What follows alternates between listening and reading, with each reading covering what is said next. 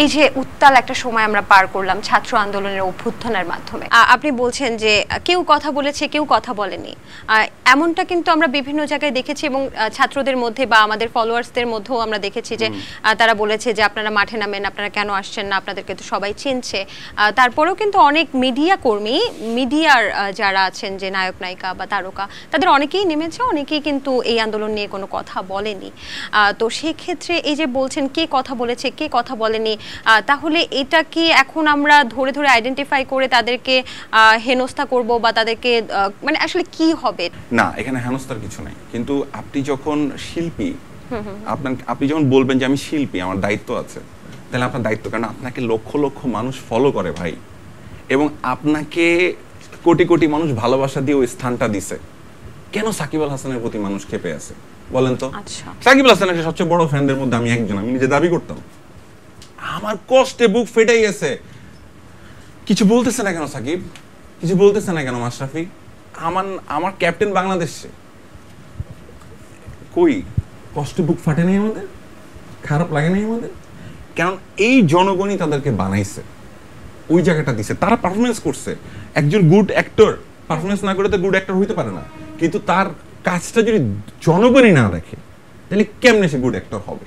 ধরেন তাকে কে রিকগনাইজ করবে? নিজে নিজে আয়নার সামনে দাঁড়ালে হলে হবে? হবে তো না। তো জনগণ যখন বিপদে সমানে লাশ পড়তেছে, সমানে লাশ পড়তেছে, আপনারা তখন মুখে কি দিয়েছিলেন? কি দিয়েছিলেন মুখের মধ্যে? আপনাদের বুক একটু ফাটে নাই? আপনার একবার মনে হয় না এই যেটা আমার ভাই হইতেছে, এটা আমার ভাই, এই ছেলেটাই তো আমার নাটকটা দেখতো, এই ছেলেটাই তো আমার সিনেমাটা দেখতো, এই ছেলেটাই তো আমার খেলাটা দেখে বাংলাদেশ বাংলাদেশ বলে চিল্লাইতো, সাকিব আল হাসান বলে তার জার্সিটাও সে বুকের মধ্যে নিয়ে এসে 75 নাম্বার লাগায় এসে ঘুরতো। একবারও কি ফিল হয় নাই আপনাদের? কেন মানুষের এত রাগ জানেন? এই জন্য যে তারাই ওনাকে বানাইছে, ওনাদেরকে তারা, তাদের এই জন্যই এটা। এখানে হেনস্থার কিছু নাই, কিচ্ছু নাই। মানুষের রাগ একটা সময় পর্যন্ত থাকবে, একটা সময় হয়তো রাগ থাকবে না, মানুষের ক্ষোভ একটা সময় নেমে যাবে আস্তে আস্তে, এটাই স্বাভাবিক। কিন্তু তারা তো ভয় পাচ্ছে যে এখন কথা বললে কি আমাকে ছাত্র জনতা মেনে নেবে? আপনারা প্ল্যান করেন যে দেশে কিভাবে কন্ট্রিবিউট করতে পারবেন। সময় তো শেষ হয়ে যাচ্ছে না, সময় তো শেষ হয়ে যাচ্ছে না, সময়টা তো আসবে, 2 মাস পরে এই রাগটা থাকবে না, এই রাগ ক্ষোভ কি মানে পুষে অনেকটা কমে যাবে। শুনেন, ছোট মুখে একটা বড় কথা বলি, সেটা হচ্ছে আহমেদ সফার একটা লাইন বলি যে বুদ্ধিজীবীদের যদি কথা শোনা হইতো তাহলে 1971 সালে দেশ স্বাধীন হতো না। কথাটা অনেকটা এরকমই ছিল ওনার কথাটা।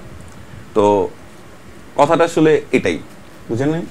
অনেক বুদ্ধিজীবীও দেখছি আমরা যে চ্যানেলে যে কান্নাকাটি দেখছি না আমরা, মানুষের কথা বলতেছে না, ব্যানার নিয়ে দাঁড়ায় চ্যানেল নিয়ে কান্নাকাটি করতেছে, ভিডিওতে এই স্মৃতি ছিল ওই স্মৃতি ছিল। আরে ভাই, তোমার গেটের বাইরের দিকে একটু তাকাও না, কতগুলা লাশ পড়ে রয়েছে, একটু কথা হবে না এই মুখে? কেন মানুষের রাগ হবে না বলেন? এটা কোন লেভেলের হিপোক্রেসি? মানুষের লাশের থেকে, মানুষের জীবনের থেকে কি একটা মেটেরিয়ালের পিলার বা একটা মেটেরিয়ালের কাজ বেশি দামি?